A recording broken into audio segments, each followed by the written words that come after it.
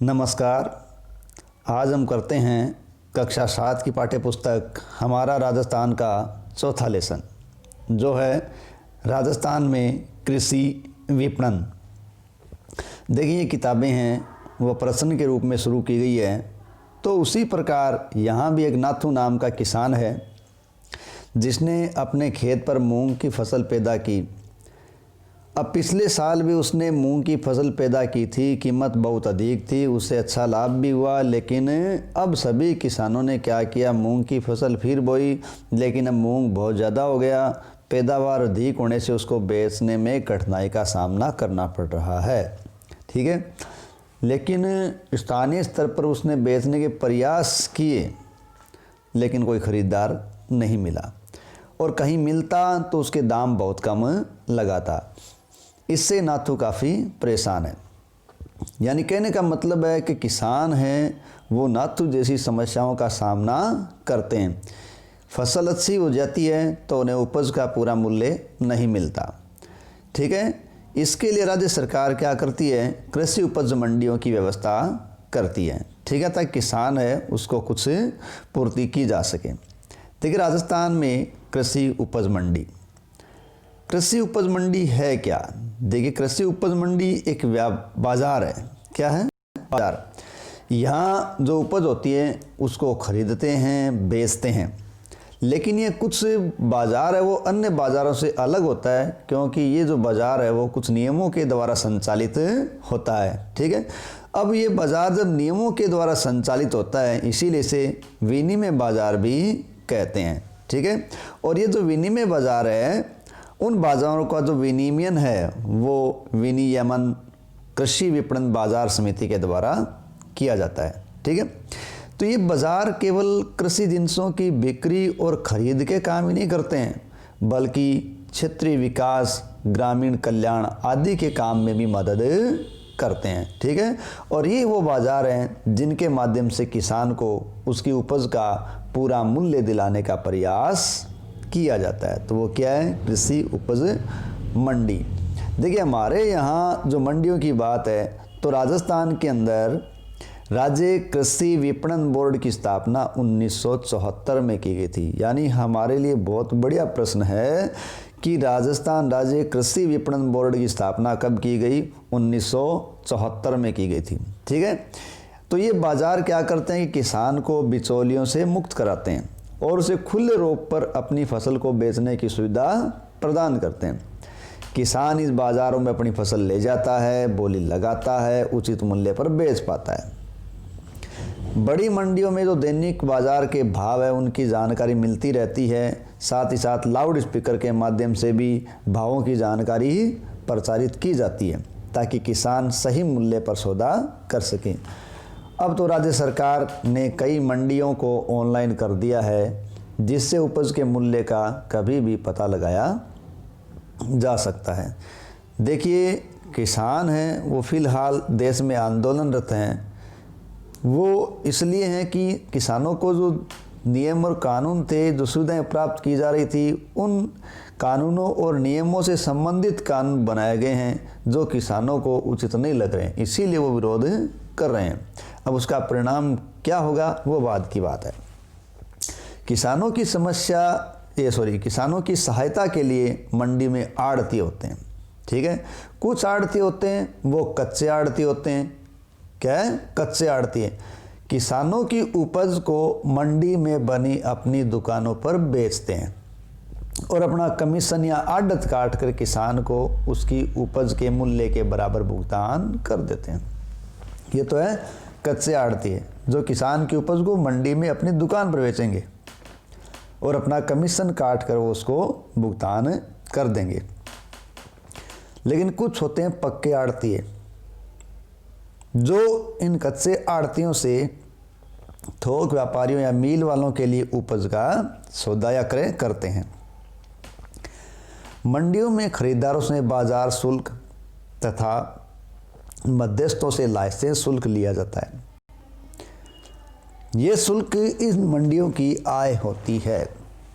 यानी जो शुल्क लिया जाता है वो शुल्क इन मंडियों की आय है।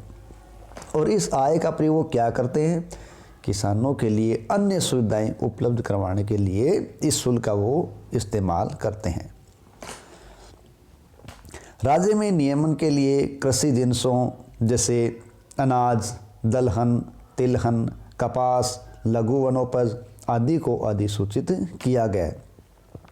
यहाँ विशेष ध्यान रखें कि राज्य की जो जोधपुर मंडी है वो जीरे के लिए और कोटा की रामगंज मंडी है वो धनिये के लिए विश्व प्रसिद्ध है। ठीक है, जोधपुर की मंडी जीरे के लिए, कोटा की रामगंज मंडी धनिया और साथ ही साथ मेथी के लिए पूरे विश्व में प्रसिद्ध है।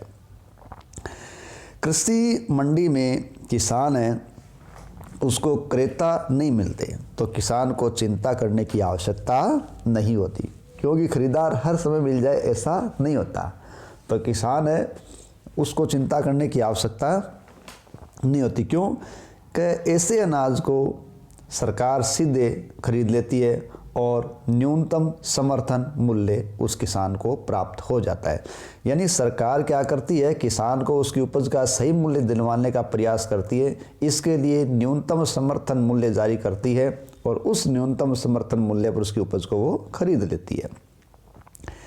कृषि विपणन क्या है? कृषि विपणन क्या है?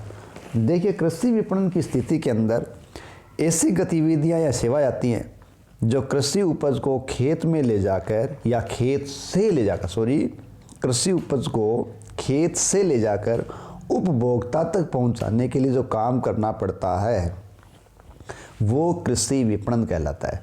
जैसे परिवहन करना, प्रसंस्करण तो साफ करना, भंडारण करना, ग्रेडिंग करना, ये सब कृषि विपणन है। कृषि उपज मंडी, देखिए किसानों की कृषि उपज के भंडारण और विक्रय के लिए चुने हुए किसानों की सरकार द्वारा वित्त पोषित स्वायत्त शासी समिति है जो बिचौलियों के शोषण से किसानों को बचाने का काम करती है। तोल और मोल दोनों का किसान के हित में ख्याल रखती है। तो कृषि उपज मंडी वो किसानों के द्वारा ही होती है और चुने हुए किसानों की सरकार द्वारा की वित्त पोषित स्वायत्त शासी है ताकि किसानों को बिचौलियों से बचा सके।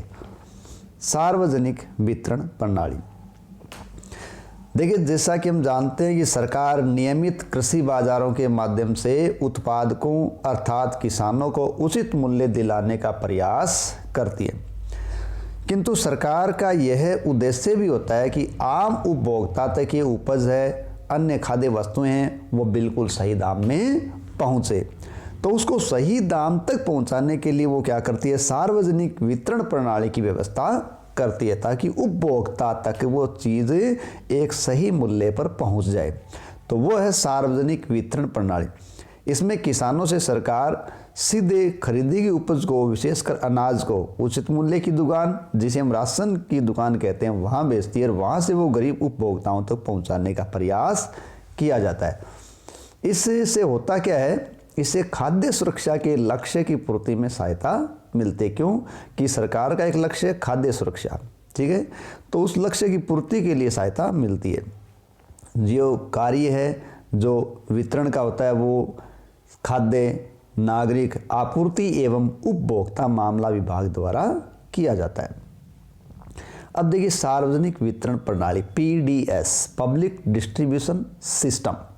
देखिए PDS या सार्वजनिक वितरण प्रणाली वो तंत्र या प्रणाली है जो देश में खाद्यान्न की आपूर्ति और बड़ी संख्या में गरीब लोगों को उचित मूल्य की दुकान के माध्यम से, किसके माध्यम से, उचित मूल्य की दुकान के माध्यम से आवृत्ति आधार पर रियायती मूल्य पर खाद्यान्न वितरण की सुविधा उपलब्ध करवाती है। यानी उस समय समय पर खाद्यान्न उपलब्ध करवाया जाता है, वो भी रियायती मूल्य पर। उचित मूल्य की बात, देखिए सरकारी दुकान जो चावल, मिट्टी का तेल, गेहूं जैसी आवश्यक वस्तुओं को नियंत्रित या उचित कीमतों पर आम आदमी को देती है, उपलब्ध करवाती है, वो उचित मूल्य की दुकान कहलाती है। यानी कुछ मूलभूत चीज़ें हैं जैसे चावल है, मिट्टी का तेल है, गेहूं है, ये आवश्यक वस्तुओं को नियंत्रित और उचित कीमत पर आम आदमी को उपलब्ध कराने वाली सरकारी दुकान उचित मूल्य की दुकान के नाम से जानी जाती है।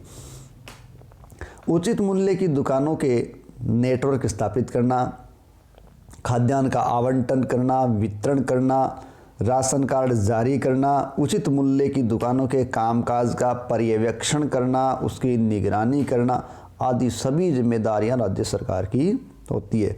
यानी तो उचित मूल्य की दुकानों के नेटवर्क बनाइए, खाद्यान्न का आवंटन करे, वितरण करे, राशन कार्ड बनवाए, उचित मूल्य की दुकानों के कामकाज की निगरानी करे, ये सब काम किसके हैं? ये राज्य सरकार की जिम्मेदारी है। उचित मूल्य की दुकानों के नेटवर्क के माध्यम से, ठीक है, यानी उचित मूल्य की दुकानों का नेटवर्क, उसके माध्यम से गेहूं, चावल, चीनी, केरोसिन जैसी जो आवश्यक वस्तु है, कौन कौन सी? गेहूं, चावल, चीनी, केरोसिन, इन आवश्यक वस्तुओं का वितरण मासिक आधार पर नियमित रूप से किया जाता है। वर्तमान में प्रत्येक जिले में राज्य की उचित मूल्य की दुकानों पर point of sale POS machine द्वारा उपभोक्ताओं को बायोमेट्रिक सत्यापन के उपरांत, यानी पहले उनका बायोमेट्रिक सत्यापन किया जाएगा, उसके पश्चात उनको राशन सामग्री दी जाएगी। ये पॉइंट ऑफ सेल सिस्टम है। इससे न केवल सार्वजनिक वितरण प्रणाली यानी PDS है, उसकी सामग्री कालाबाजारी रुकेगी, बल्कि लक्षित लाभार्थियों तक भी ये सामग्री पहुंच सकेगी। ठीक है, कालाबाजारी भी रुक जाएगी और जहां पहुंचाना है वहां तक ये सामग्री पहुंच जाएगी। तो इस प्रकार इस अध्याय में हमने जाना कि हमारे राज्य में किसान कृषि उपज को मंडियों तक बेचते हैं, सरकार किसानों को उनकी उपज का पूरा मूल्य दिलाने के कार्य करती है, उनको दिलाती है और उसके पश्चात न्यूनतम समर्थन मूल्य पर बचे अनाज को खरीदती है, उसको राज्य के निर्धन वर्गों तक पहुंचाती है, यानी खाद्यान्न को सही कीमत पर सार्वजनिक वितरण प्रणाली के माध्यम से निम्न वर्गों तक पहुंचाया जाता है। इस प्रकार सरकार द्वारा किसानों एवं उपभोक्ताओं दोनों के हितों की रक्षा की जाती है। धन्यवाद।